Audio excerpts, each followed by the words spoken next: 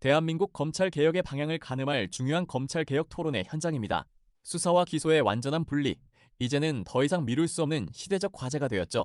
이 치열한 논의의 중심에 아주 인상적인 발언으로 주목받은 한 정치인이 있습니다. 바로 무소속의 최혁진 의원입니다. 최혁진 의원은 비록 현재 당적은 없지만 그 누구보다 확고한 신념, 날카로운 통찰력을 보여주고 있습니다. 영상 속의 최혁진 의원의 발언을 들어보면 단순히 구호에 그치는 개혁이 아니라 현장에서 벌어지는 검찰의 꼼수, 즉 보안수사 요구권을 악용한 기소 지연 문제, 이에 대하여 정면으로 파고듭니다. 정당의 이해관계에 얽매이지 않고 오직 국민의 인권과 정의만을 바라보는 최혁진 의원의 진면목이 드러나는 대목입니다. 최혁진 의원은 검찰의 권한남용을 차단하기 위해 제3의 기구를 통한 객관적 심의라는 구체적인 해법을 제시합니다. 이는 검찰개혁을 향한 그의 고민이 얼마나 깊고 실무적인지를 잘 보여줍니다. 소속이 없는 것이 아니라 국민에게 더 적극적으로 소속된 것이라는 사회자의 농담 섞인 칭찬처럼 그는 가장 외롭지만 가장 당당한 길을 가고 있습니다. 진정한 개혁은 말이 아니라 실천적 대안에서 시작된다고 생각합니다.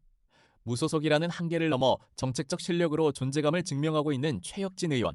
그가 왜 지금 우리 정치권에 필요한 인물인지, 그리고 그가 주장하는 검찰개혁의 핵심이 무엇인지 영상 속 발언을 통해 확인해 보시기 바랍니다. 회의장을 사로잡은 최혁진 의원의 힘있는 목소리. 이런 최혁진 의원을 응원하신다면 영상 좋아요와 구독 한 번씩 정중히 부탁드리겠습니다. 네, 소모학입니다. 오늘 훌륭한 발표를 해주신 두 분 발제자의 내용에 대해서 전적으로 동의를 하고요. 저는 그냥 두 가지 기본적인 원칙을 확인하는 선에서 토론을 하고자 합니다. 모두 다 아시다시피 검찰개혁의 완성은 수사 기소의 완전한 분리에 있습니다. 그러기 위해서는 보안수사권을 폐지해야 됩니다. 검찰의 보안수사권을 남겨두는 것은 결국 위험한 불씨를 남겨두는 것과 마찬가지다 이렇게 생각을 합니다. 이 불씨가 우리가 모르는 사이에 서서히 번져가지고 나중에는 온 산을 홀라당 태우는 이런 위험을 남겨두게 되는 것이죠. 우리가 검찰이 이런저런 이유를 들어서 보안수사권이 필요하다고 주장하는 근본적인 이유는 그것을 핑계로 해서 현재 검찰 조직에 있는 수사 조직, 인력, 예산 이것을 쥐고 있겠다 이런 의미입니다. 그런데 우리가 법적으로 검사에게서 수사권을 배제하는 것도 중요하지만 차제의 검찰 조직에서 수사 조직이나 인력, 예산을 잘라내는 것도 굉장히 중요합니다. 우리가 외국 선진국 검찰청에서 수사 인력을 주지 않는 이유는 비록 일부 국가에서 검사가 법적으로 수사권을 가지고 있지만 사실상 수사를 못하도록 하기 위해서 그런 것이거든요.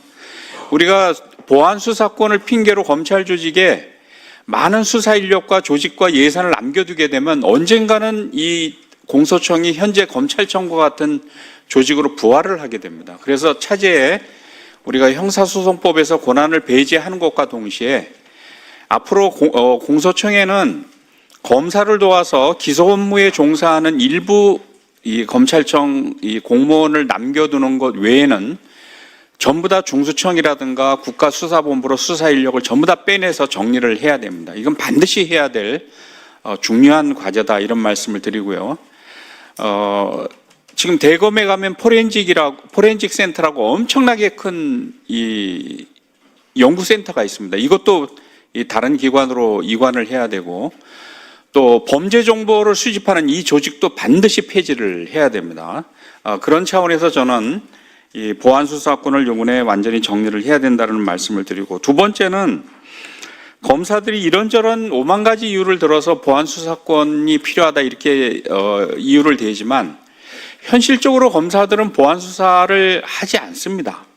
핑계만 대고 그리고 그들이 주장하는 만에 하나 있을까 말까 이런 일들도 사실상 검사의 보안수사 요구와 수사기관의 보안수사 이행으로 다 해결이 가능한 사안들입니다. 이들이 주장하는 것이 왜 보안수사 요구로 해결이 되지 않는지를 그들이 해명을 해야 되는데 그 부분에 대한 해명이 전혀 없습니다. 외국 어느 선진국 가더라도 검사의 기소권과 보안수사 요구, 그 다음에 수사기관의 보안수사 이행으로 모든 문제가 다 해결이 되고 아무 문제 없이 차질 없이 이 수사와 기소가 이루어지고 있습니다. 그래서 우리가 형사법을 앞으로 정비하는 과정에서 보안 수사 요구가 차질 없이 이행될 수 있도록 제도를 정비하면 된다. 이 말씀을 드립니다. 22대 국회가 이제 한 걸음 남았죠. 보안 수사권을 완전히 폐지해서 국민들이 열망하는 검찰 개혁을 완성시켜 주시기를 간절히 당부드립니다. 이상입니다. 네, 감사합니다. 우리 중요한 키워드 위험한 불씨를 남겨서는 안 된다. 뭐 이런 거.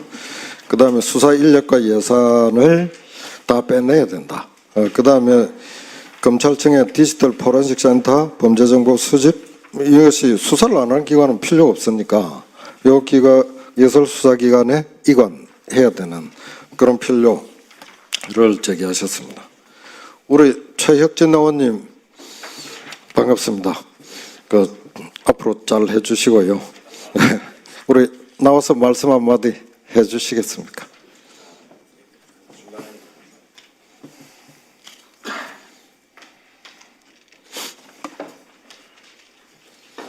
네, 이런 귀한 자리에 함께 하게 돼서 정말 대단히 감사하고요. 제가 원래 잡혀있던 일정이 있어서 좀 늦게 왔습니다.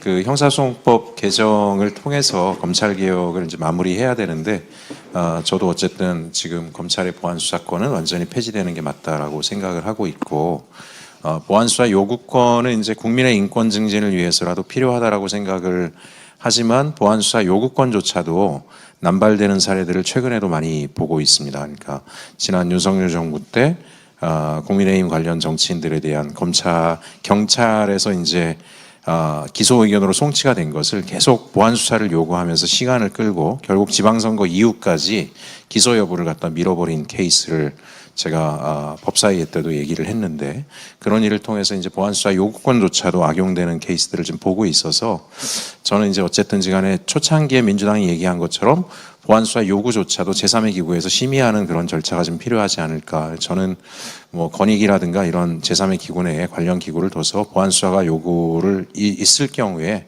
그게 정말 타당한 요구인지, 지금 당장 기소해도 됨에도 불구하고 일부러 사건을 왜곡하기 위해서 남발되는 것인지를 좀 객관적으로 들여다보는 장치가 있어야 되지 않을까라는 생각들을 좀 하게 되고요.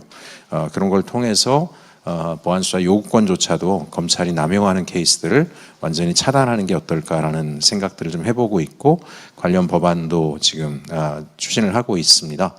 어쨌든 초기에 민주당 내부에서 제3의 기구 국가수사위원회라든가 이런 것들을 하려고 했던 취지도 그런 취지라고 보는데, 다만 정부기구가 새롭게 만들어지고 이렇게 된 것에 대한 정치적 부담 때문에 아마 그 논의가 중단이 된 것으로 알지만, 기존의 국민 인권을 위한 기구를 통해서도 할 수 있기 때문에 얼마든지 방안을 좀 찾을 수 있지 않을까라는 생각들을 좀 하고 있어서요. 오늘 여러 교수님들 또 법조인 여러분들께서 검찰개혁에 대한 말씀 주시는 거를 좀 귀담아 경청을 하고 저도 한번 생각들을 좀 잘 정리해 나가서 제가 할 수 있는 역할들을 하겠습니다. 예, 감사합니다. 예, 의원님 잠깐 마이크 잡아주시고요.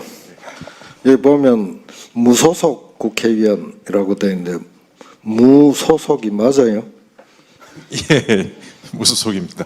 아니 그 국민 소속이라든지 소속이 없는 것이 아니라 더 적극적인 소속을 예. 주장해서 네네. 국민의 뜻에 맞는 예. 좋은 의전 활동을 해주시기 바랍니다. 알겠습니다. 열심히 하겠습니다. 예, 다음에 오병두 교수님.